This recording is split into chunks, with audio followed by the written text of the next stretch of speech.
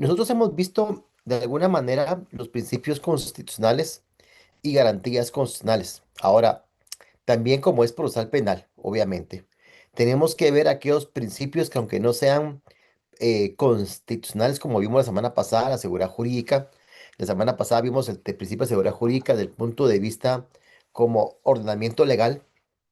También vimos el principio de seguridad jurídica como una, una regulación expresa o un principio expreso para que los actos de funcionarios también sean bien realizados conforme a la ley. Y también hablamos de que la seguridad jurídica era parte inherente a la certeza jurídica.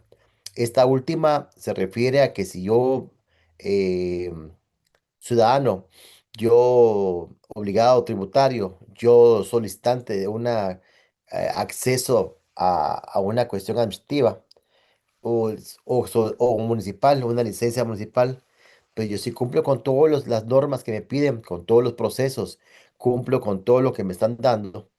Al final voy a tener una licencia y esa licencia, esa autorización gubernamental no se va a ver compelida, no se va a ver afectada, no se va a ver trastocada por el hecho de que alguien más señale que no es así. Al contrario, el Estado tiene que cumplir con esa obligación y esa obligación nos da certeza. Esa es la certeza jurídica que tanto se habla para ustedes.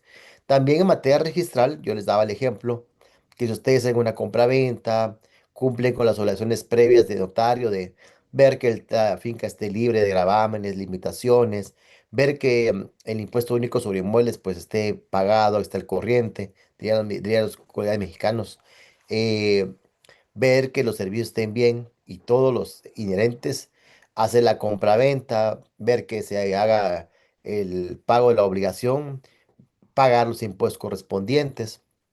Y ustedes cumplir como notarios con ese valor agregado de llevarlo al registro de propiedad y cumplir con la obligación de registro y que el registro la calificar esa escritura pública y revisarla, mire forma, fondo e impuestos cumplidos y se asiente, se haga el asiento registral. Obviamente eso tiene que dar certeza jurídica que esa propiedad es una propiedad debidamente registrada y es propietario el que aparece en el registro de propiedad, el artículo 300, el artículo 1256 o 51 del Código Civil, señala que solamente los actos o contratos inscritos en el registro de propiedad son oponibles ante terceros. Eso quiere decir que solamente por el principio de publicidad registral, solamente los actos o contratos que consten en ese registro tienen validez. Por eso cuando hay gente que dice, mire, yo compré un inmueble, pero no es registrado. Entonces ya tenemos un pequeño problema, ¿verdad? Bastante. Porque prácticamente me está diciendo que no tiene esa certeza jurídica del inmueble registrado. Eso es lo que nos trae a colación es esto, que el inmueble al no tener registrado la propiedad, lo que va a pasar aquí es que ustedes van a tener serios inconvenientes porque le van a decir a ustedes, mire, ¿y qué le compró? Derechos. Los derechos no acreditan la propiedad. Ahora ya sabemos que la certeza jurídica no la da que ustedes compren derechos de posesión. La certeza jurídica la va a dar el acto inscrito en el registro de propiedad. Claro, que ustedes pueden comprar derechos. Sí, claro, ustedes pueden comprar derechos. El problema de comprar derechos de posesión es que puede venir cualquier otro más y decirle a ustedes, mire, nosotros somos propietarios de ese inmueble y a pelearnos, ¿verdad? Tenemos un derecho mejor, mi abuelita le vendió al señor, aquí está la compra, la compraventa de derechos, no, que yo tengo un acta bajo juramento, ok. Entonces la certeza jurídica ahí no hay certeza precisamente, ¿por qué? No se está dirimida bien la propiedad. A eso vamos con la certeza jurídica. La certeza lo da el haber cumplido con todos esos procesos y esos procedimientos que nos da la ley para poder tener ese derecho inalienable, en este caso la propiedad, pero no solamente eso, pensemos en licencias municipales, concesiones mineras, etcétera, ¿no? Todo eso que ustedes, que todos hacemos y que creemos que tiene validez, es la certeza jurídica que se habla tanto. Usted va a encontrar mucho a nivel de empresarios que dicen, solo queremos certeza jurídica. Sí, pero la ciencia jurídica no nace esencialmente de una doctrina, nace del principio de seguridad jurídica que vimos en clase y que vuelvo a reafirmar, es un principio que no está contenido expresamente en la Constitución, sino que es consecuencia de la interpretación que la Corte le ha dado a nuestra Constitución. La doctrina legal que señala eso. Bueno, ahora, atendiendo a esto, vamos a ver los principios conforme la Constitución regulados en el proceso penal. Algo muy interesante es que recuerden que hablamos de principios, ¿verdad? No hablamos de garantías. Las garantías constitucionales ya dijimos que son únicamente la acción de amparo, la acción de exhibición personal y la acción de inconstitucionalidad. Bueno, esta última se puede plantear como excepción, como acción, inclusive como incidente. Entonces, se van a aplicar de esta manera. Entonces, hay garantías que la Corte Interamericana de Derechos Humanos ha analizado sus fallos y que están contenidos en el Pacto de San José, congruencia con aquellas garantías que también protege la Constitución y también los principios, y aunque internamente sea legalmente o doctrinariamente una denominación similar, son las mismas protecciones que los legisladores han querido integrar a nuestro derecho interno. Es preciso señalar entonces que aunque de manera taxativa, la Constitución Política de la República de Guatemala no menciona algunas expresamente, estas están incorporadas dentro de nuestro ordenamiento por virtud del artículo 44 de la misma. Tal es el caso de la plaza razonable, que no lo tenemos incluido con ese nombre. Nuestras leyes internas a establecer ciertos tiempos fundamentales en la detención, como son los plazos 6 y 24 horas. Asimismo, procesalmente, se indican plazos dentro de la distinta etapa procesal. Sigamos. Vamos a ver las garantías. A ver. Derecho a un juicio previo y debido proceso. ¿Quién escribió aquí? Claro, estoy hablando. Ashley, componga su micrófono. ¿Me escucha ahí? Está hablando, dice. Ahí estaba sonar el micrófono aquí abajo. Hasta el video puse para que me viera. Bueno, yo pensé que era Mason, que decía Mason que había entrado a clases. Ahí estoy, ¿ve? Bueno, ya estoy. Bueno, sigamos. Sigamos. Derecho a un juicio previo y debido proceso. El artículo 12 de la Constitución Política de la República de Guatemala se refiere a que ninguna persona podrá ser encontrada culpable de un delito a falta antes de ser citado o de vencido en un proceso legal y previamente establecido. Ok, 12 de la Constitución, ¿verdad? Si ustedes lo quieren manejar, derecho de defensa, por ejemplo. Entonces, en derecho penal, lo encontramos en el artículo 4 del proceso penal. Ahí viene la integración, en la que se regula además la observancia de garantías para las personas, así como las facultades y derechos del acusado. Ahí está el manual del fiscal.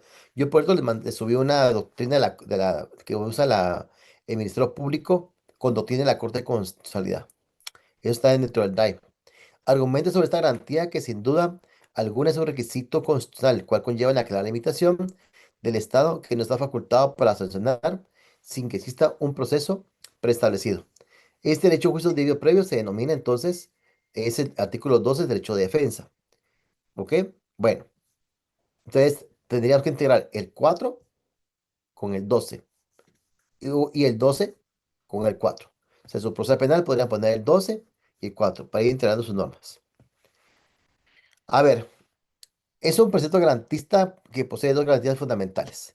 La primera, que el requisito habilitante para imponer una pena debe haber sido el establecimiento previo a la misma con una norma que contemple su puesto jurídico comprobado. Y la segunda característica radica en que toda sanción debe ser fijada en una sentencia y la cual debe haber sido la conclusión de un juicio establecido con anterioridad.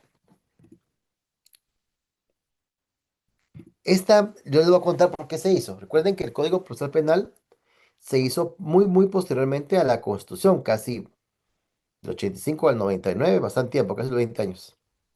Entonces, de esta manera, eh, podemos decir que el proceso penal recogió eh, temas que ya estaban contenidos en la Constitución. Ahora, ¿de dónde sale esta norma? Lo que pasa es que en tiempos de Ríos Montt Cabal, cuando fue el golpe de Estado, se dio un tema que fueron los tribunales de fuero especial. Y estos tribunales de fuero especial, pues obviamente no se sabía cómo era, se le encontraba culpable, pero no había un proceso legal establecido, ¿saben? Y el tema es que eran tribunales o sea, no sabíamos quién eran los jueces y los pocos abogados que en aquella época litigaron, pues litigaron primero en forma por escrito, porque recuerden que era todavía el modelo inquisitivo del Código Penal del 73. Lo otro es que llegaban a evacuar la audiencia, pero no sabían quién era el juez, no sabían quién eran los jueces, y en muchos casos no estaba claro qué procedimiento estaban utilizando, porque como había un golpe de Estado, no se sabía si estaban utilizando el Código Procesal Penal o no. Obviamente, ni hablemos de excisión personal, porque aunque estábamos en el 85, o esto fue en 82, 83, no se sabía en ese momento eh, nada en cuanto a detenidos. Si bien es cierto, la Constitución del 65 recogía la figura de la exhibición personal, realmente no tenía mucho eco. De hecho, hay un autor, el doctor Jorge Amaro La Guardia, que es un profesor nuestro de la facultad que recién acaba de fallecer y que regresó de México tras muchos años de exilio. Él hizo un artículo muy interesante en la cual analizó sentencias de excisión personal en esos años, 1980, 83, por ahí. Y el tema es que las excisiones personales no cumplían su cometido. Es más, había doctrina de la misma Corte Suprema porque no había Corte de Constitucionalidad. Recuerden que la Corte de Constitucionalidad fue una figura, una institución que nació y emergió como consecuencia de la Constitución de 85. eh, la decisión personal no tenía ninguna injerencia, o sea, no lo planteaban, porque no encontraban eco en esta garantía constitucional. Y es más, la Corte señalaba que si el parte de la policía o el informe de la policía señalaba que la persona no estaba detenida, pues no había que hacer ningún tipo de pesquisa porque se debía creer totalmente en lo que la autoridad dijera, ¿no? Imagínense cómo estaba eso. Como consecuencia de este tipo de acciones y este tipo de cuestiones, entonces se trató que la Constitución regulara ese tipo de cuestiones y actitudes, porque muchas personas que estaban con estas acciones penales, algunas fueron fusiladas. Y al día de hoy no sabremos ciertamente cuál fue el proceso, la forma del proceso y si cumplió algún tipo de principios, garantías recogidos en la Constitución de 65, que aunque no estaba vigente porque era el Estado, pero sí en los convenios internacionales. Por eso es esta historia en cuanto a eso. En cuanto a la intimación procesal, esa no está regulada en la Constitución, pero es un derecho que podemos concatenar juntamente con el procesal penal. ¿Cómo lo vamos a concatenar?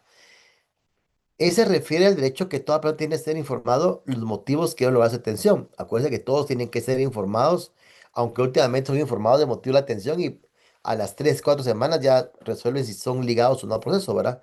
Esto por el cúmulo de trabajo que hay, pero eso sí es bastante complicado y esto lo está provocando. Entonces, este recoge conocimiento de hecho concreto de imputación, es decir, la explicación clara de los hechos los cuales se le acusa ante el proceso en sus distintas etapas.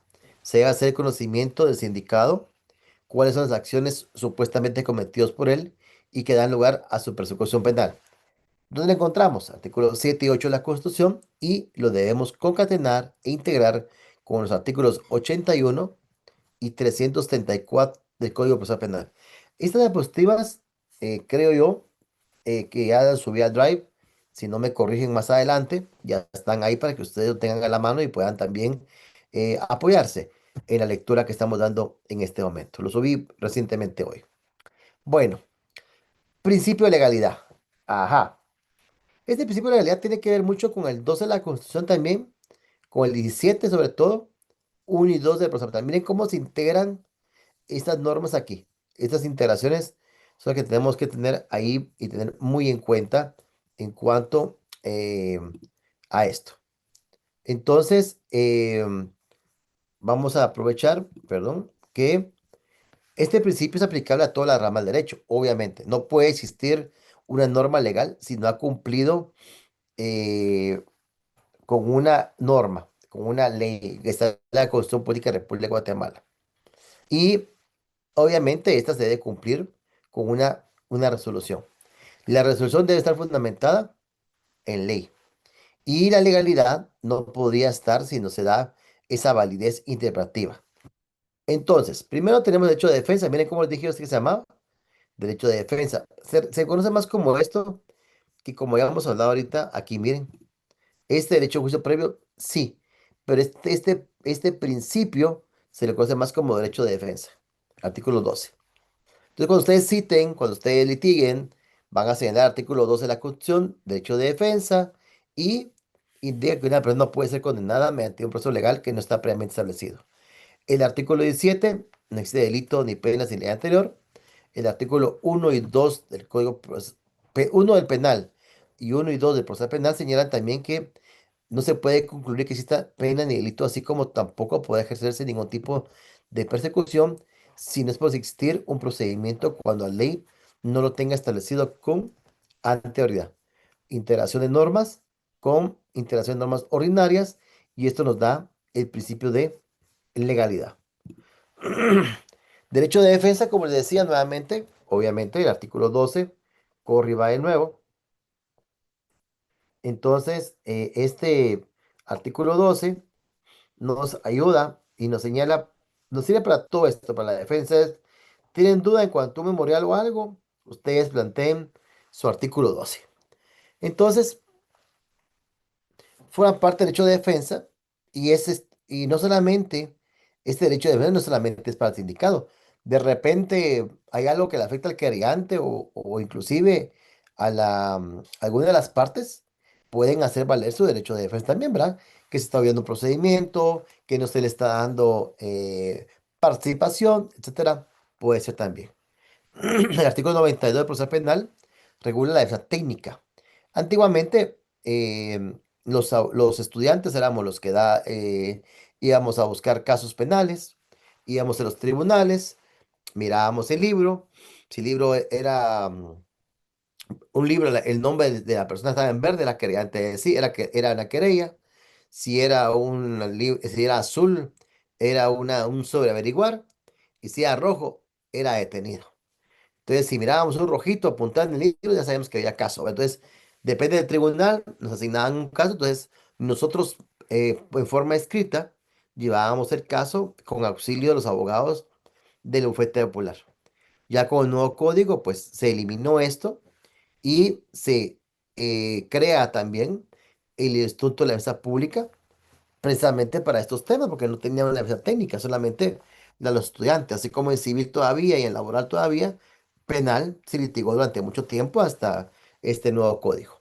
Entonces, esa es la parte de técnica. Y el 71, los derechos del imputado, y que esto los puede hacer valer desde el primer acto del procedimiento dirigido en su contra hasta su finalización. La presunción de inocencia, el indubio por reo, ese está garantizado en el artículo 14 de la Constitución Política de la República de Guatemala y 14 del Código Procesal Penal. Observen siempre esta referencia en cuanto a la forma que estamos integrando las normas, ¿no? Ahora, ¿en qué consiste esta presunción? Esta presunción es la que debe echar por tierra el Ministerio Público a través de la plataforma fáctica. Debemos decir que esta presunción debe ser efectivamente efectivamente afectada para establecer si realmente se da. Y aquí viene otro tema. Eh, si, por ejemplo, se hace la persecución penal, se hace la patofáctica, pero se tiene duda en cuanto a la participación, no se tiene duda en cuanto a o en la participación o en cuanto a la comisión de delito, esta duda favorece al reo. Si no está seguro el juez, debería ser una presunción por reo. Porque aquí no se puede condenar por probabilidades. No se puede decir, es probablemente. No, no, no, no. Aquí no hay que se pueda probablemente. No, es o no es. Aquí no hay términos medios. Algunas sentencias que yo tengo la oportunidad de penal, sobre todo, esa palabra probabilidad, la probabilidad ustedes saben que siempre es variable. ¿Qué probabilidad tienen ustedes de ganar el examen privado? Depende. Si estudiaron, mucho. Si no, no. Pero es un albur, es al azar. No existe una certeza de que van a ganar o van a perder. Entonces, pero eso se puede llevar a cabo cuando ustedes están condenando a una persona.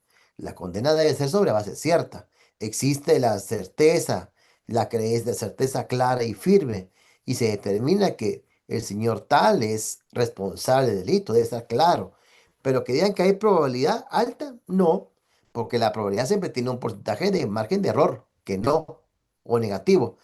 Que Guatemala iba a jugar contra Argelia ayer, por ejemplo, fútbol. Bueno, posiblemente empatábamos o perdíamos y que perdíamos, pero nadie pensó que íbamos a perder tanto. La probabilidad de perder tanto no estaba estipulado. Esos razonamientos no son dados en una cuestión penal, no se puede. Tiene que haber certeza. Si no hay certeza, entonces, ¿qué pasa? Esa duda favorece al reo. Cualquier duda. Duda en su participación, duda en su relación, duda en el lugar de los hechos, lo que sea. Y no es que no lo haya hecho. Puede ser que la plataforma fáctica con el elenco probatorio, o sea, todas las pruebas, no estén claros en cuanto al tema. No lograron verlo, o el que lo vio estaba a 1 kilómetro de distancia. Entonces, no sabe, es posiblemente tal vez sí lo hizo, pero no está acreditado.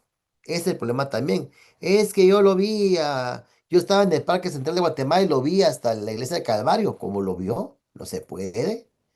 Otro caso que tuve yo en Quiché, yo lo vi de ese Calvario de Quiché y lo vi para Santa Cruz, a la iglesia del Catedral. El problema es que allá, como es bastante montañoso, inclusive en la ciudad, hay un gran montículo el de la calle que no permite ver recto a la catedral. No obstante, es poca la distancia, tal vez unos 800 metros, no se puede, es imposible. Entonces, esa inocencia, presunción de inocencia, es la que señala que es probable que no le ha cometido o que no le haya realizado y por eso es que se va eso. La defensa técnica siempre busca eso. Es raro, lo vamos a ver el próximo semestre, es raro que tenga una estrategia de ataque o contraataque. Generalmente la defensa lo que busca es destruir. Destruir y tomar en cuenta este principio de presunción de inocencia. ¿Y a qué se refiere? El individuo por reo se refiere a que las dos favorece al reo, imputado o sindicado, y tiene íntima relación con el derecho a la presunción de inocencia, ¿verdad? Ahora, ¿qué diferencia hay entre el indubio por reo y la presunción de inocencia? No obstante, hay relación, existe una sustancial diferencia. Este último se desenvuelve su eficacia cuando existe una absoluta falta de pruebas o cuando las practicadas no se han efectuado con las debidas garantías que regula en los artículos 14. Es otra, ¿verdad? Por ejemplo, que incorpore medios de prueba ilegales o no, que no cumpla con la cadena de custodia. Posiblemente llegaron, pero como pueden ser manipuladas y ante el tema de la cadena de custodia que no se realizó de manera correcta, la prueba no se puede tomar en cuenta y en consecuencia vamos por el principio de presunción de inocencia. Falencias que se puedan dar durante todos los procesos. Por eso es tan importante el tema de las pruebas y sobre todo la cadena de custodia para su diligenciamiento. Ahora vamos a hablar de la igualdad de las partes. A ver, maestro Keili González está por ahí. Vamos a ponerla aquí. Keili González. Keili. Buenos Hola, hola. días. Hola. ¿Me puede hacer favor de leer la diapositiva? ¿Sí la mira? Sí, Hágame eh, favor. derecho a la igualdad de las partes. La igualdad es utilizada en las relaciones sociales y entre particulares. El artículo 4 de la Constitución Política de la República de Guatemala se refiere a ella al indicar que todos los seres humanos somos iguales, pero también es una garantía en todo proceso legal y en cualquier rama del derecho. El derecho procesal penal opera en el sentido que se le deben proporcionar las mismas oportunidades a todos los que intervienen. Es necesario también, vale la pena destacar que la igualdad recae sobre aquella posibilidad de que casos iguales no puedan resolver de forma igual. No pueden resolverse de forma igual, por virtud que se deben verificar las circunstancias y el contexto en que en que se hayan sucedido los hechos. Respecto a esta acotación, Luigi Ferrajoli se refiere a la igualdad y diferencia basadas en distintos modelos, a decir, indiferencia jurídica de las, indiferencia jurídica de las diferencias, diferenciación jurídica de las diferencias, homologación jurídica de las diferencias y por último valoración jurídica de las diferencias. Ujú. ¿Entendió eso? No Lo que mucho. dice Ferraioli. Hay una indiferencia, quiere decir que no es igual. Indiferente, ¿qué significa? No estar de acuerdo o hacerle caso omiso a las diferencias. Entonces, primero está el primer modelo, como que no hacerle caso a las diferencias. Cuando hablamos de diferenciación es cuando segmentamos. Agarramos una y agarramos la otra y vamos a ver cuáles son las diferencias. Una es pelo negro, otro es pelo rubio, uno es delgado, el otro es alto. Ahí estamos diferenciando las diferencias, estamos segmentándolo. Y al final hacemos una homologación jurídica de las diferencias. Decimos, bueno, ambas tienen pelo, ambas son personas, ambas son altas, y ahí es donde vamos a entrar a dar la valoración jurídica. Por eso Ferrajoli, que es un autor muy bueno, se refiere a esto en cuanto a circunstancias, se refiere a la igualdad, claro, pero la igualdad no todos somos iguales y tenemos que ver que se debe dar todas las mismas oportunidades, pero en ningún caso es idéntico, ninguno. Por eso es que la igualdad y la diferencia se basa en estos modelos. No es que sea igual si hacemos caso, no. Depende del tipo de caso, te tiene que aplicar la igualdad. Y por eso hay una diferencia jurídica, diferencias, coma, se hace una segmentación, o sea, se separan esas diferencias jurídicas, después se van a homologar, o sea, que se van a hacer como que juntarlos y ver de qué manera jurídicamente son válidos y al final a esto le damos una valoración. Estas diferencias nos da esa valoración y nos dice, bueno, por aquí sí, no, por aquí no. Puede ser que sea alta la persona y con pelo rubio y la persona que está ahí sea la que posiblemente sea la susceptible de delito. Pero tenemos que ver eso contra las pruebas. Si en las pruebas vemos la indiferencia, si realmente son diferentes o son iguales, y de ahí al final vamos a calificarlas. Y esa es la valoración jurídica que nos da Ferraioli. No es difícil, no es difícil si tenemos claro que primero tenemos que primero ser como que muy objetivos, por va a ser indiferente. ¿Va? O sea, cuando le dicen, ay, es que me saludó, sí, ¿que tú qué le respondiste? No, fue indiferente. O sea, ni sí ni no. O sea, esa es la objetividad, ¿no? De ahí vamos a diferenciar. Me gustó esta cuestión, no me gustó esta cuestión. Alimentos, por ejemplo. Me gustó esto y esto y decimos sí o no. Al final, de esos tres sí y esos dos no, homologamos. ¿Cuál de los tres te gustó? Estos tres por esto y eso. ¿Estos dos te gustaron? No, por A, por B, por C. Y de ahí, esto le damos una valoración. Puede ser una valoración en hay alimentos. Definitivamente A, B y C son mejores que C y D. O con A, B y C se puede probar y con C y D no. Esta es la valoración jurídica de las diferencias. Estas diferencias al final generan un concepto único que nos da la igualdad de las partes. Pero recordemos que todos somos iguales en el proceso legal. Lo único es que en todo el proceso legal sí tenemos el tema de que no todos los casos, ninguno va a ser igual. Ninguno. Entonces es ahí donde entran esa igualdad que hay que analizarla de diferenciando cada caso concreto. Pues hablábamos de las diferencias, vamos a diferenciarlos. Primero vamos a ser objetivos, de él vamos a diferenciar y de ahí vamos a ver cómo hacemos esta homologación jurídica para llegar a una valoración. ¿Correcto? Muy bien. Seguimos. Esta igualdad de las partes, como está aquí, Luis Ferraioli, resulta así configurada como el igual derecho de todos a la afirmación y a la tutela de la propia identidad, en virtud del igual valor asociado a todas las diferencias que se hacen de cada persona un individuo diverso de los otros y de cada individuo una persona como todos los demás.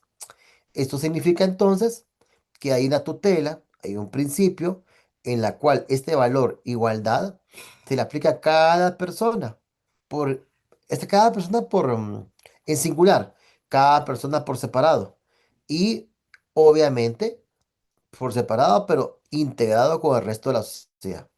Entonces, ¿todos son iguales? Sí, pero cada uno eh, puede ser diferente si son casos diferentes. Y aquí viene.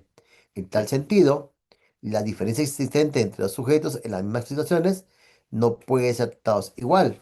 por virtud de las diferencias que hacen entre unos y otros no sean iguales. Verbigracia, un menor de edad, un mayor de edad, comete el mismo delito y por el principio, y por la igualdad decimos, bueno, son responsables del mismo delito. Ajá, pero un momento, no pueden ser tratados por igual, por esa misma igualdad porque existen diferencias. Uno es menor de edad y otro es mayor de edad, ¿correcto? Aunque sea el mismo delito. Y entonces regresamos otras de aquí. Vamos a ser objetivos. Vamos a ver la indiferencia. De ahí veamos la definición jurídica. Uno es mayor de edad, otro es menor de edad. Sí. ¿Es el mismo delito? Sí. Vamos a homologar jurídicamente. Entonces, ¿qué pasa con eso? Claro, la responsabilidad penal de un mayor de edad va a ser diferente a la de un menor de edad. Y aquí viene la valoración jurídica de esas diferencias.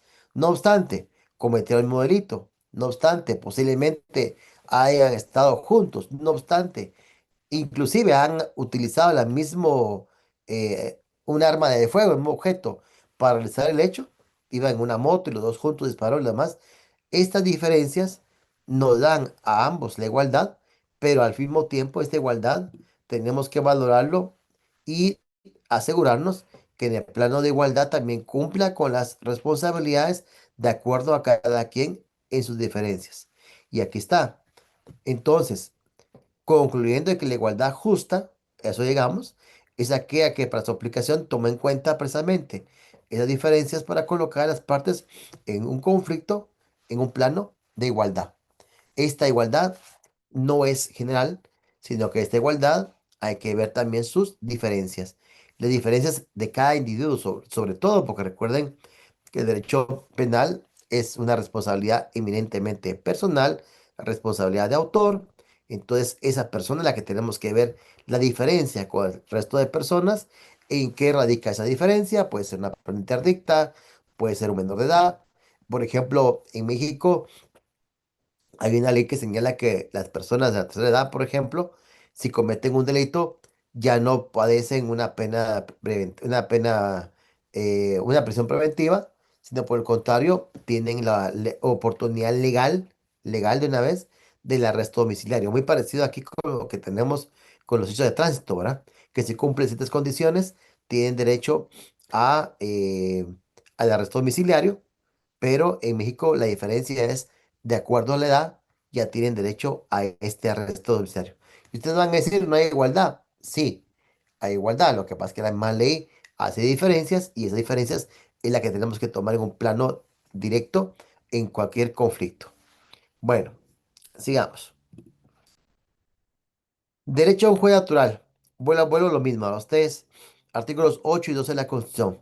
Cuando hablamos de un juez natural, nos estamos refiriendo a un juez que ha sido electo, un juez que ha sido nombrado de carrera, un juez que ha cumplido con los requisitos de carrera para poder ingresar, que ingresó a la carrera judicial en este caso, que cumplió con los 6 meses de estudio, que se graduó y puede ser, ya es abogado también y abogada, que puede ya ejercer la judicatura y posteriormente, después de cierto tiempo en la judicatura, ya puede ser juez de instancia y pues ya será cuestión de esa persona si quiere continuar como juez de instancia o quiere aplicar como magistrado de sala o magistrado de la Corte Suprema y que la ley permite ahora, hasta hace poco tiempo, de que puedan regresar inclusive a la judicatura.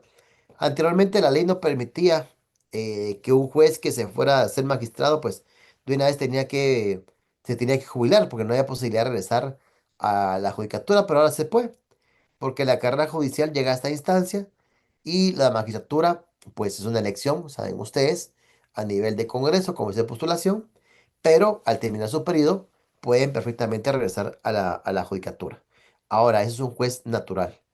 Y los tribunales especiales, de recuerdo otra vez, se llamaban los tribunales de fuero especial se llamaban en aquella época, el tiempo del golpe de Estado, y precisamente para evitar eso, así como los jueces sin rostro, así como un procedimiento no establecido, también no se puede crear tribunales específicos para cierto tipo de delito.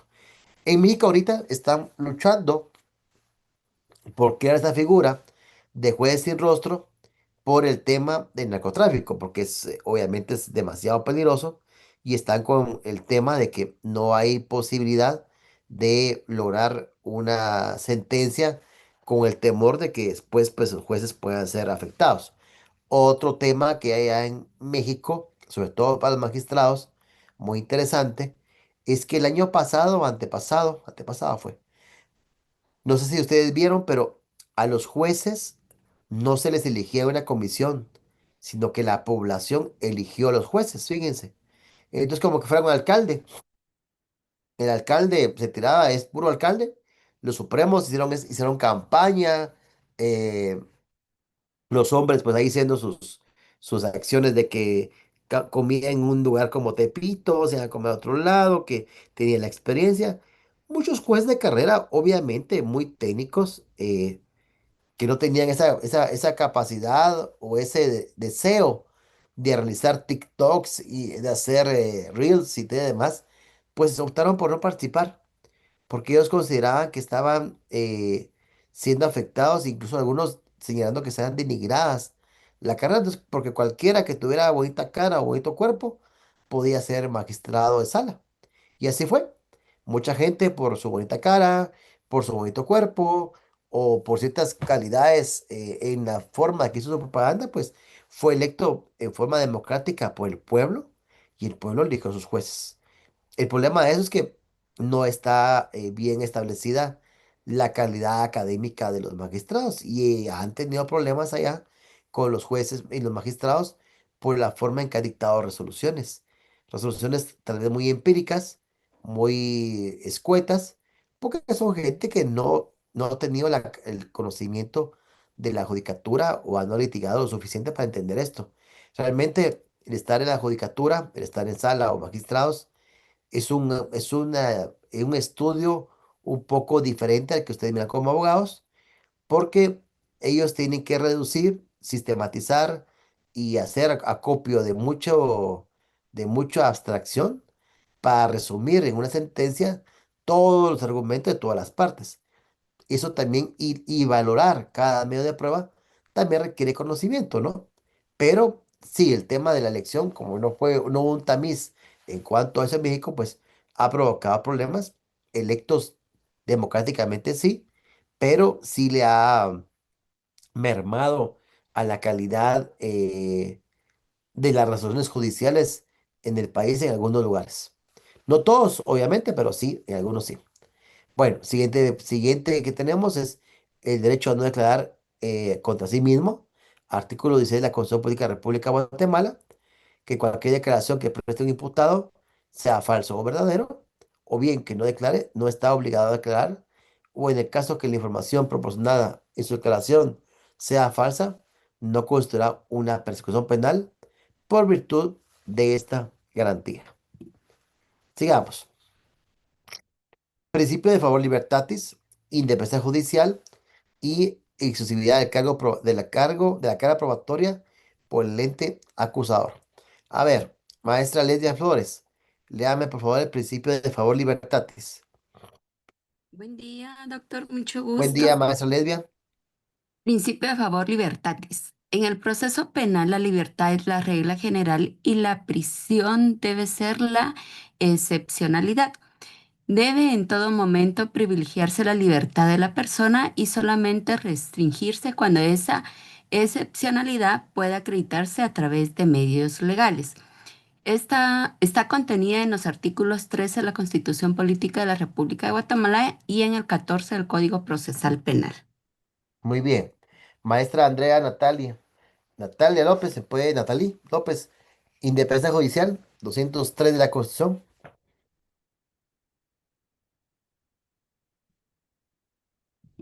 El día de licenciada de Independencia Judicial es Sí, una garantía del ciudadano que precisamente le garantiza que los jueces que conocen de un proceso resolverán el mismo con fundamento a la ley y las pruebas o evidencias que le han sido proporcionadas y sujetos únicamente a la Constitución Política de la República de Guatemala y a las otras leyes existentes, es decir, libre de cualquier tipo de presión o influencia adicional. Artículo 203 de la Constitución Política de la República de Guatemala. muy bien, gracias.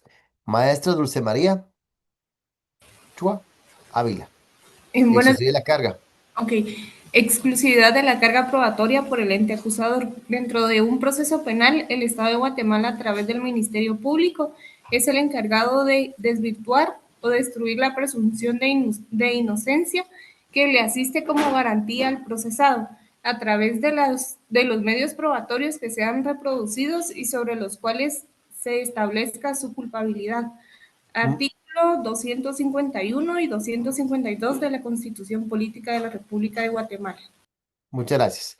Uno, favor libertatis, esa es la que siempre está peleando de que no deberían haber tantos detenidos en prisión preventiva. En Guatemala lo señaló el ministro Villeda, que también fue un juez por mucho tiempo. Él con mucho conocimiento señalaba que mucha gente estaba padeciendo en forma preventiva casi que la totalidad de sentencia. Les coloco un ejemplo.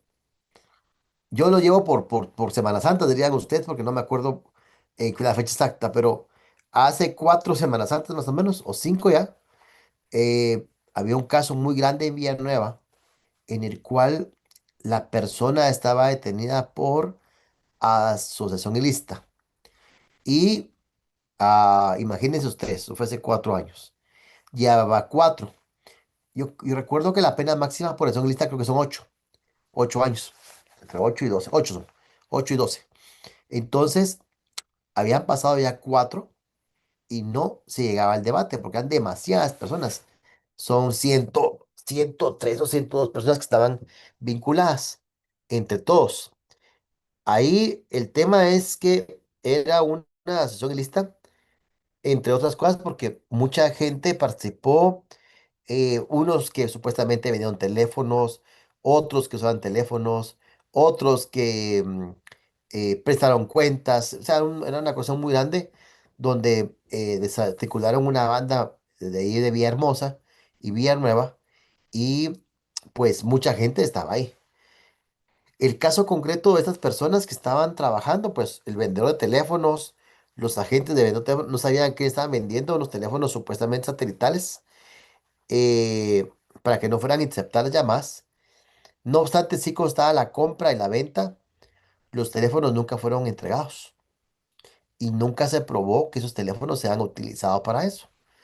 Y en el caso concreto de esta persona que teníamos, bueno, imaginen ustedes, el Instituto de la Defensa Pública tenía a su cargo, creo que 10 procesados por cada abogado, solo en este proceso, imagínense todos los demás.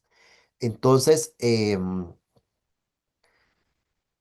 cuando fuimos, yo pregunté si le habían pedido la medida. Efectivamente, esa persona es una dama.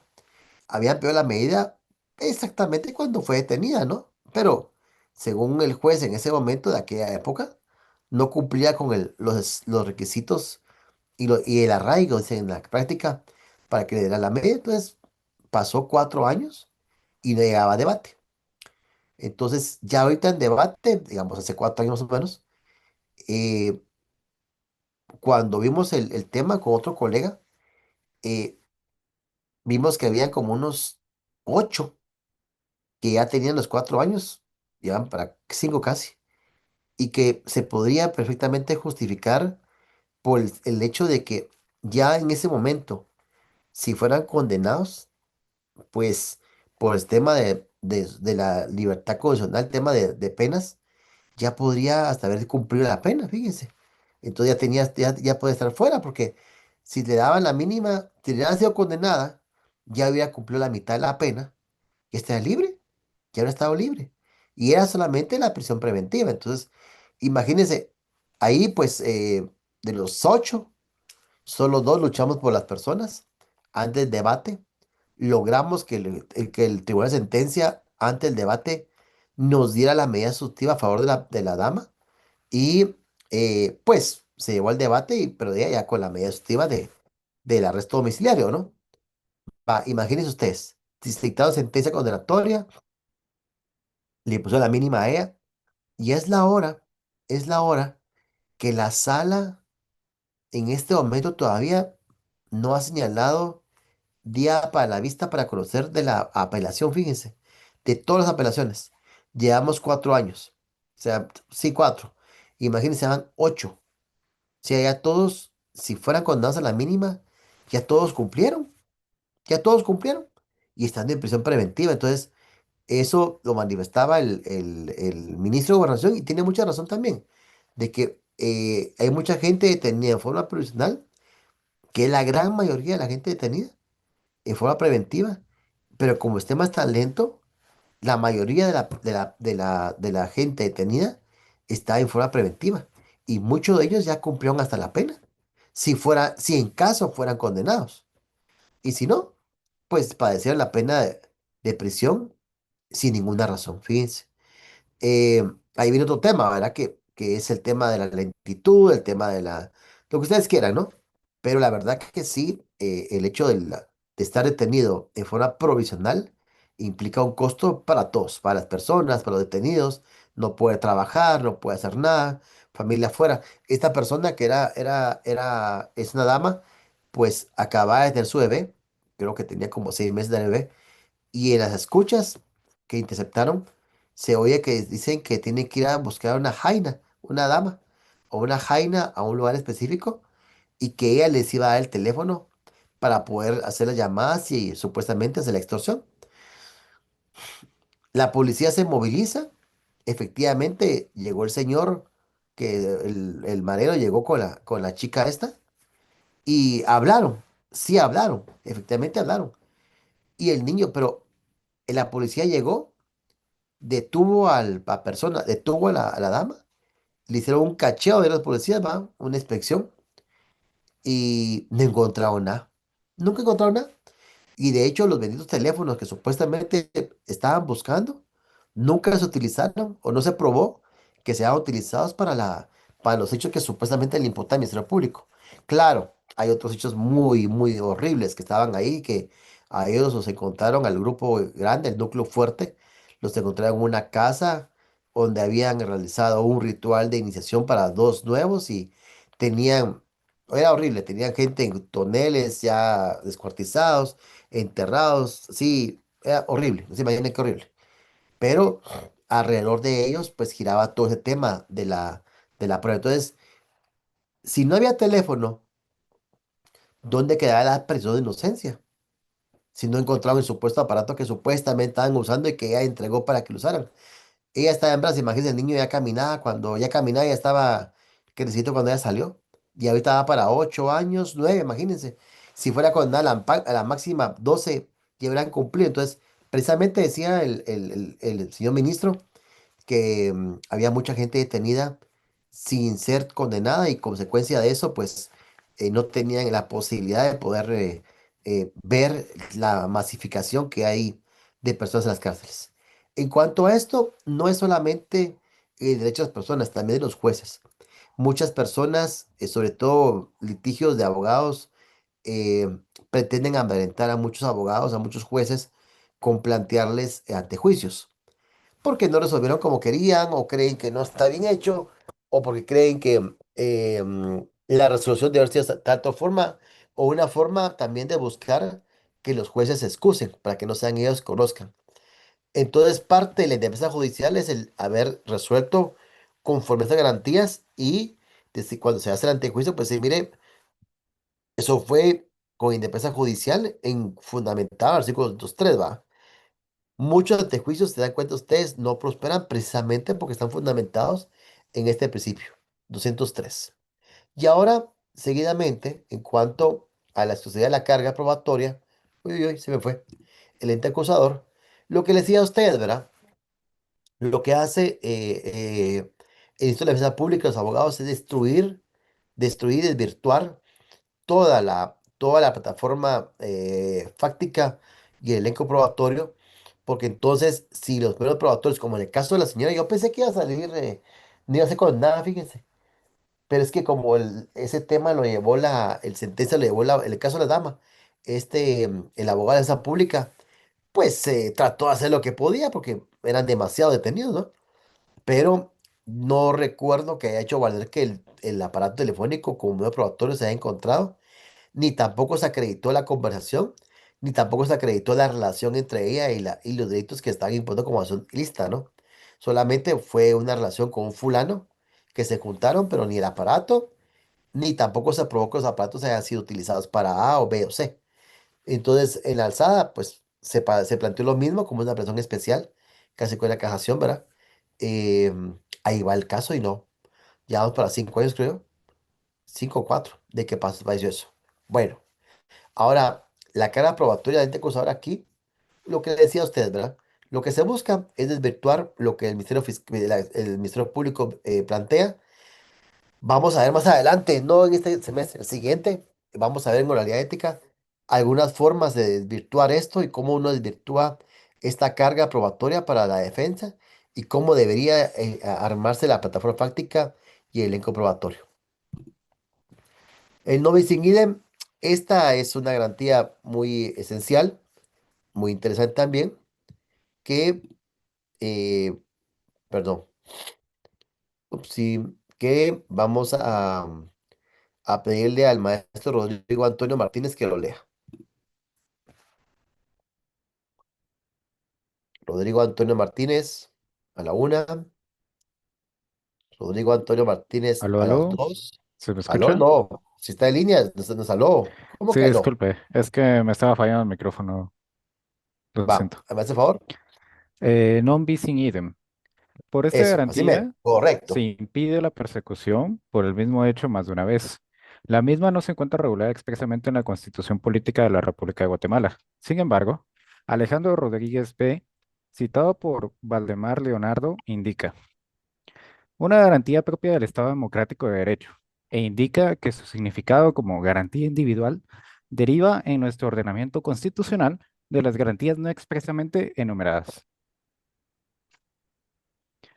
Muy Artículo bien. 44 Maestro de la León Figueroa Constitución. es Disculpe. un abogado nuestro, sí. Sigamos. Eh, Pero que ar- lleva. mm, Ujú. Artículo 44 de la Constitución, pero que derivan del sistema republicano y del Estado de Derecho que se consagran en el artículo 140 de la Constitución. Leonardo Figueroa, 2005.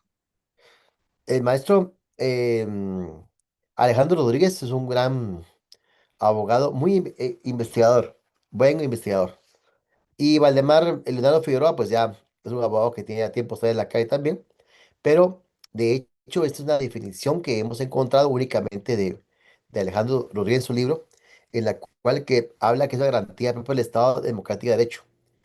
Y es una garantía individual, muy interesante esto, que deriva del ordenamiento no expresamente numerado. O sea, otra vez, el hecho que no esté en la Constitución no quiere decir que no podamos integrarlo. Entonces aquí estamos con el artículo 44 y con el artículo 140 de la Constitución, ¿verdad?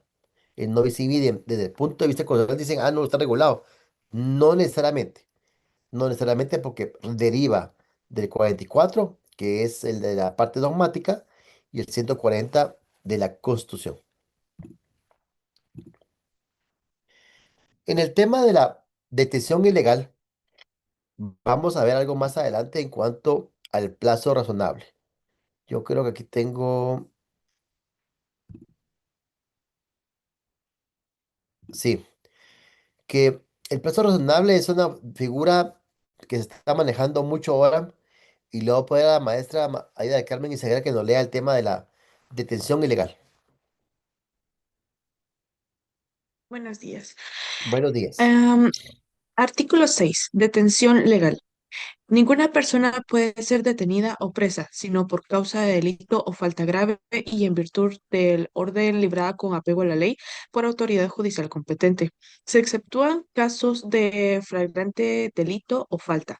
Los detenidos deberán de ser puestos a disposición de la autoridad judicial competente en un plazo que no exceda de 6 horas y no podrán quedar sujetos a ninguna otra autoridad. El funcionario o agente de la autoridad que infrinja lo dispuesto en este artículo será sancionado conforme a la ley y los tribunales de oficio iniciarán el proceso correspondiente.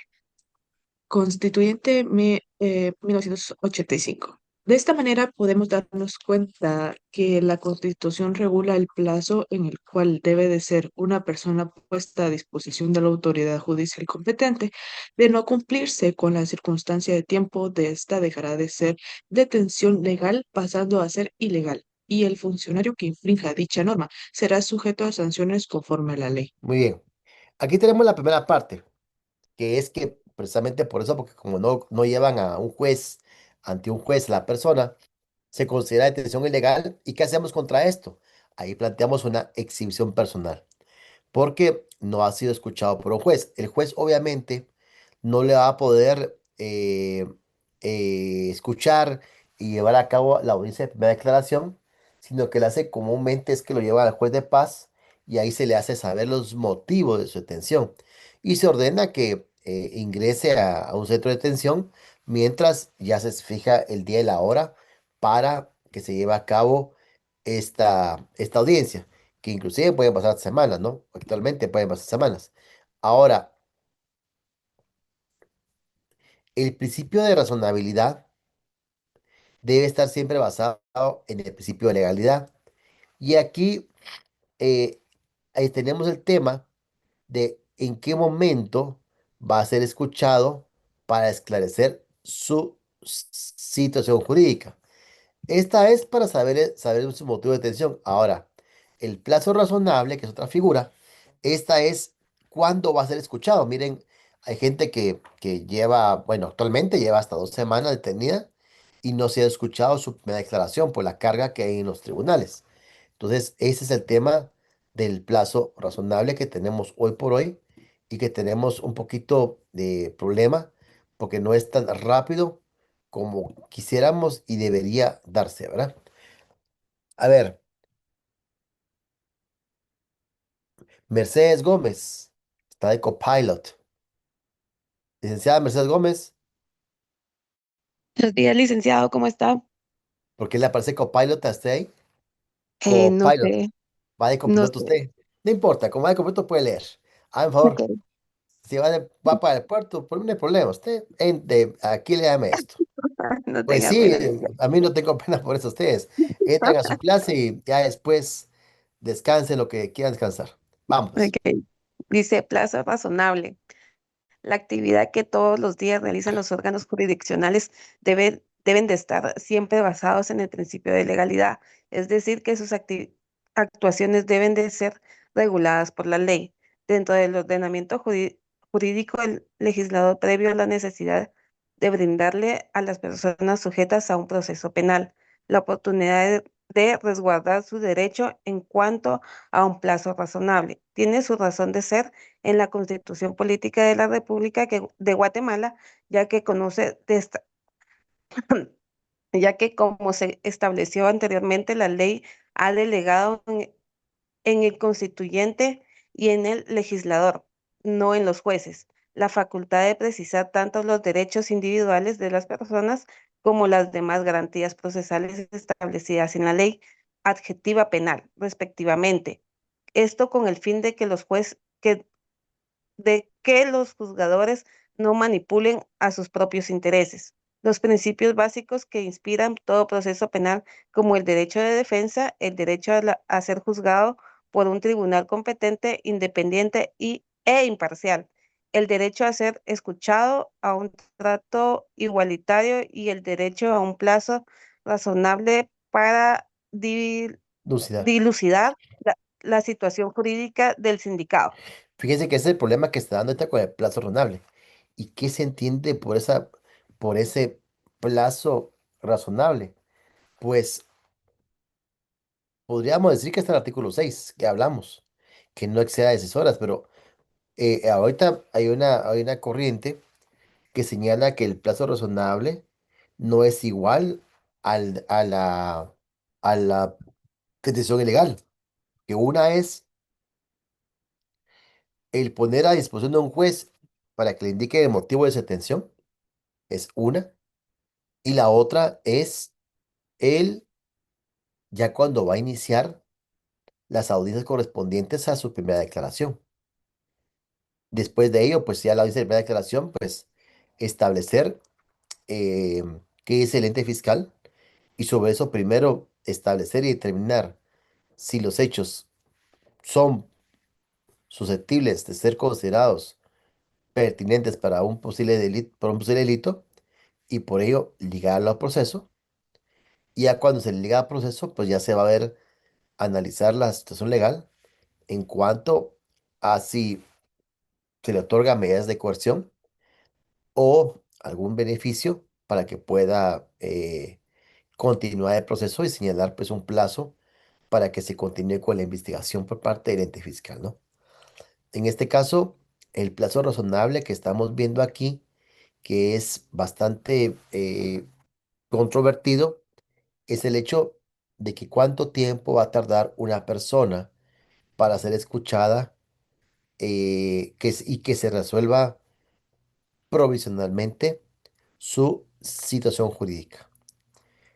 Bueno, ahorita puede decir usted, sí, está tardando mucho, 2 o 3 semanas, pero hace 8 o 9 años, cuando estaba en la comisión, había mega juicios donde la gente pasaba hay una, como ni siquiera le escuchaban, de una vez les ordenaban la prisión preventiva personal, una figura que no existe, y pues la utilizaron como tal, y la gente pasaba hasta un mes, mes y medio, esperando ser escuchados. ¿Por qué? Porque era un mega juicio, entonces el juez tenía varios en ese momento, no daba tiempo a escuchar a todos, y lo que llevaban todos a la sala de vistas, porque era una cosa muy grande, ¿no? Entonces eso sí afectó bastante, no obstante ahorita también hay un tema del plazo razonable que no está claro por qué tanto tiempo para poder recibir la declaración. Cumplen con el tema de la detención legal. Sí, el juez de Pala sabe su motivo de detención y ya se lo envía al juez al juez que va a conocer y el juez señalará 10 horas para la audiencia, pero tardará muchas veces mucho tiempo para eso. Es un tema que está todavía en el tintero que está peleando. Maestro César Llamas, derecho de defensa, por favor.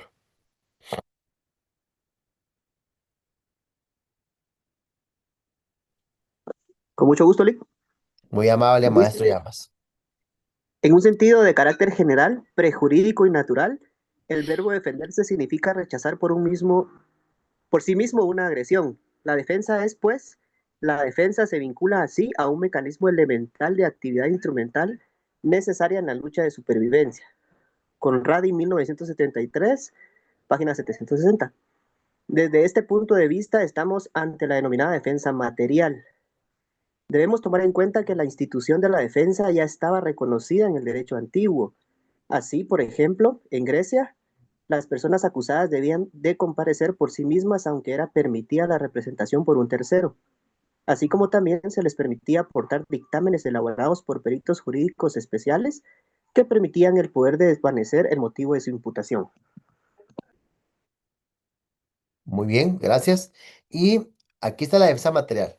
La defensa material la defensa es una supervivencia a ustedes, pero más adelante vamos a ver la defensa material y la defensa procesal, que son cuestiones diferentes. Maestra Elma Maxia, ¿se puede ver el derecho a la defensa, por favor? Sigamos con eso.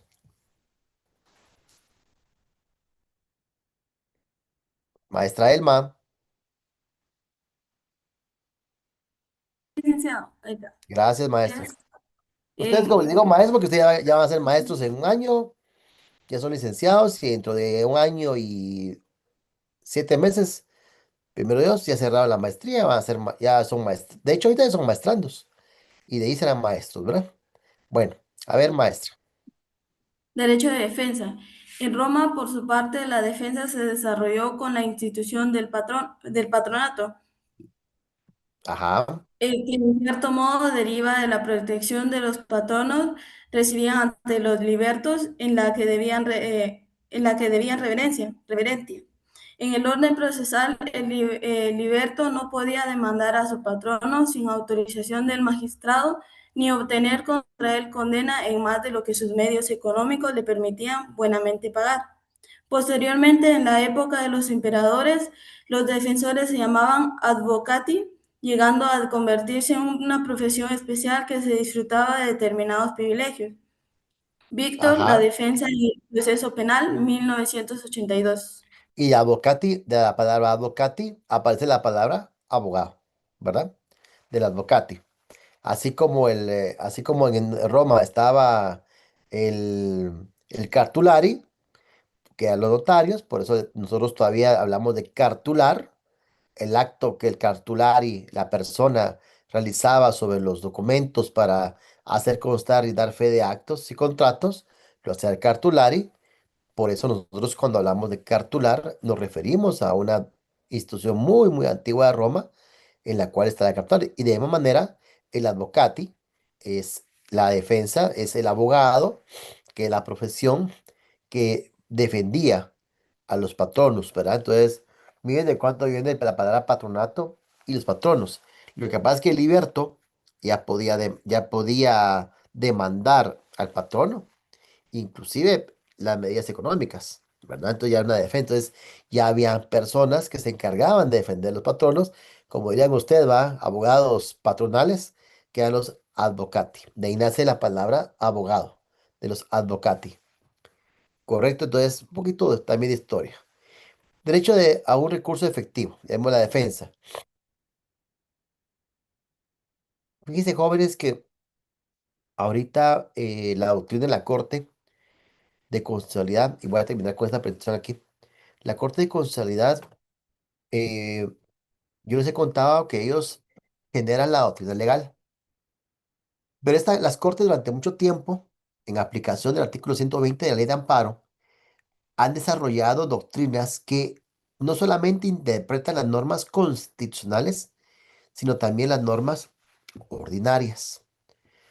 Entonces, de esa cuenta, ellos han dado interpretaciones muy puntuales en normas de carácter procesal, generalmente, en materia de familia, procesal civil, laboral y obviamente procesal penal. Algunos de ustedes que estén en judicatura, en litigio, ustedes saben que durante mucho tiempo se ha utilizado la figura de la actividad procesal defectuosa como un medio de impugnación. De hecho, la actividad procesal defectuosa siempre se ha utilizado como medio de impugnación ante los errores improcedendo, o sea, de forma, ¿de acuerdo? Y siempre se ha practicado eso diciendo que hay una cuestión anómala. Y también se habla de actividad procesal defectuosa como consecuencia de una resolución que se hizo en contravención a la ley. Siempre se planteó así y la Corte pues conoció muchos amparos en esa materia, en esa línea. La Corte pues cuando dicta una sentencia de amparo que genera una nueva idea conceptual o norma ordinaria, se le dice que creó un precedente, un precedente. Cuando la Corte, esos tres precedentes se vuelven doctrina, cuando son tres, recuerdan que la semana pasada vimos eso con el tema de la seguridad jurídica, ¿no? Que habían tres.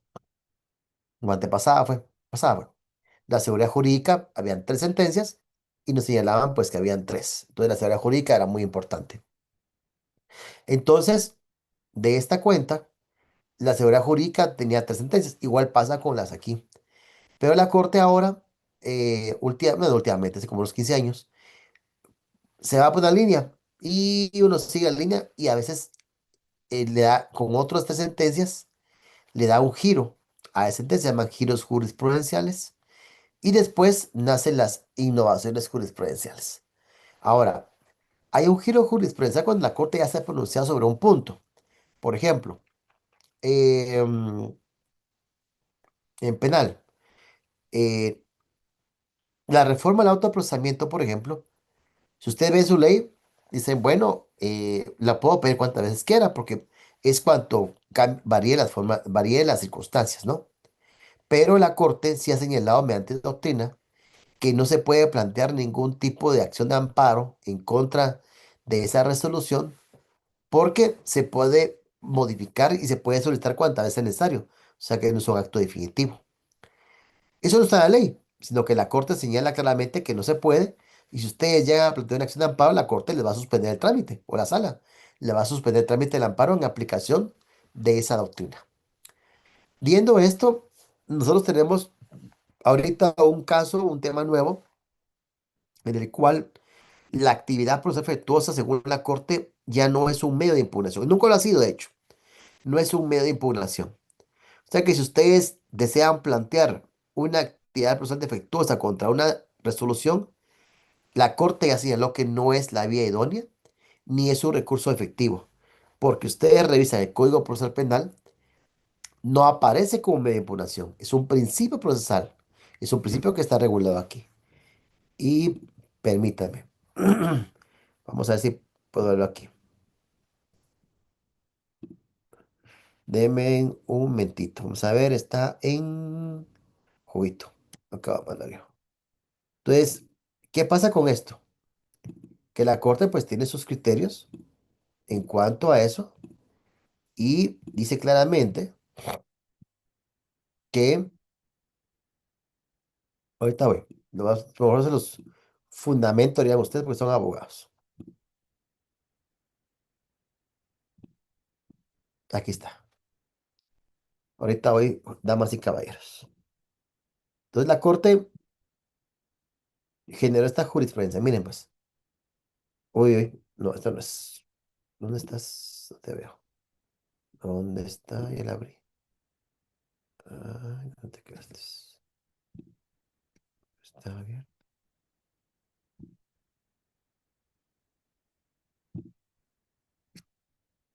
Ahorita vamos a ver. Pues la Corte lo que hizo fue darnos estos parámetros para que veamos la jurisprudencia. Y no solamente eso, nos dio otros nuevos que tenemos que conocer, porque la Corte, pues, en sus facultades, pues nos puede cambiar los criterios cuando desee, mejor les parezca, ¿no? Entonces, lo que hace la Corte de Constitucionalidad es crearnos esta jurisprudencia para que nosotros podamos tener claro cómo es que ellos interpretan esta legislación. Ahorita vamos. ¿Dónde están ustedes? No los veo. Aquí estamos. Ahí está, hoy sí. Muy bien. Ahí está, mire. Ahí está. Bueno, esto lo acaba de sacar más o menos de 3 meses o 2 meses más o menos. Y vamos a ver solamente hoy. Vamos a leer la reposición. Esto la Corte tiene ya. A ver, mire aquí. Dice, mire, como estamos viendo principios procesales, ¿verdad, jóvenes? Dice, esta Corte ha resaltado en sus procesamientos que la actividad procesal defectuosa a la que dio el capítulo 5, 6, 7 de procesal penal es un principio procesal, tal cual como lo estamos viendo ahorita, ¿no? Es un principio procesal, el cual sirve de fundamento para perseguir la reconducción de las actuaciones hacia las formas preestablecidas. O sea, es como la nulidad, ustedes, eso es improcedendo. Es decir, el fundamento para la corrección de errores que puedan suscitarse durante la tramitación del proceso penal. Sin embargo, ha puntualizado el tribunal que esta figura en sí no constituye en sí mismo un medio de depuración. Esta aseveración encuentra sustento en el hecho que los recursos o los remedios previstos en la ley son las únicas vías idóneas para cuestionar el fondo de las decisiones asumidas por las autoridades judiciales. Ahora, eh, definitivamente, eh, aquí hay un tema que hay que interpretar. Digamos, pues, aquí hay uno, dos y tres. Dice, elemento de saltar. Es un principio procesal, artículo 200 del Código Penal, es el fundamento para la corrección de errores en la tramitación, no injudicando, no constituye un medio de impugnación para lo que no puede dirigirse contra decisiones y los recursos son para ver los asuntos. O sea, yo entiendo que esto es que no puedo plantear yo actividad procesal defectuosa contra las decisiones, ¿sí? Pero sí puedo eh, plantearla contra actos, actuaciones que no cumplen con las formas preestablecidas. Si yo lo interpreto así, no me cierro a eso. Yo lo interpreto así. Teníamos que analizarlo porque, como les repito, esta es la corte que tiene más o menos 4 o 5 meses de haber salido. Aquí hay una, mire, una, 2 y 3. Entonces ya es doctrina. Entonces, yo ahorita no podría plantear una actividad procesal defectuosa contra una resolución, pero sí podría plantear actividad procesal defectuosa si una de las partes no es llamada de proceso, una de las partes no sea notificada, sí, ahí sí podría. Pero contra la resolución no, fíjense ustedes, porque no constituye media impugnación. Habría que analizar cuáles son esas formas preestablecidas en la cual yo podría plantear actividad presuntuosa. Pero hoy por hoy me está diciendo que no es un medio de impugnación. Y me está diciendo, mire, ese fundamento para los corredores injudicando, pero no constituye un medio de impugnación para las decisiones. Y en consecuencia no se puede aplicar. Entonces aquí vamos a la clase, la que teníamos aquí presente. Esto quiere decir que ya nos dejó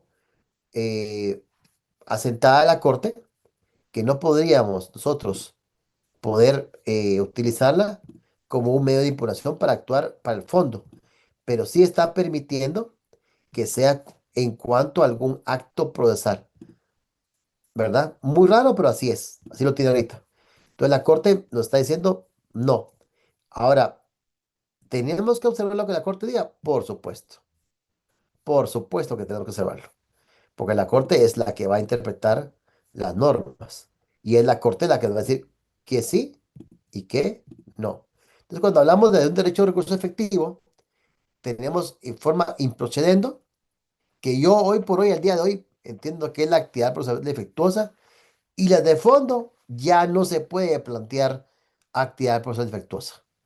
Tienen que ser recursos o medio de impugnación, porque no es un medio de impugnación, es una vaina. En civil está la nulidad, pero la nulidad está como medio de impugnación, está claro, pero aquí no está.